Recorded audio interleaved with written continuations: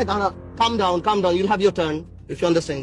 মাননীয় স্পিকার, আমি তো শুনতাম আওয়ামী লীগ গরিবের সরকার, জনসাধারণের সরকার, ছোটবেলা থেকেই শুনে এসেছি। মাননীয় স্পিকার, এখন দেখি আওয়ামী লীগ ব্যাংকারদের সরকার। কই বাবা?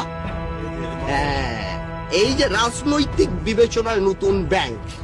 মাননীয় স্পিকার, মাননীয় প্রধানমন্ত্রী অনেকবার বলছে আমার এমপি মন্ত্রীদের টাকা পয়সা জমা দিতে হবে, কে কত টাকার মালিক, তথ্য অধিকার, এটা সেটা, কিন্তু আমরা পাইনি।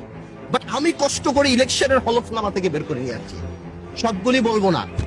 ফার্মার্স ব্যাংক, আমাদের অনারেবল মেম্বার অফ পার্লামেন্ট, আচ্ছা নাম বললাম না।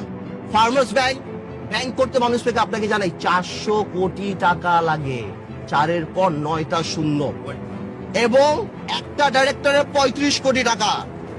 ফার্মার্স ব্যাংক যিনি করলেন, ইলেকশনের হলফনামায় 39 লক্ষ টাকার মালিক। মেঘনা ব্যাংকে করলেন, কোটি বাটি মিলে 27 লাখ টাকার মালিক।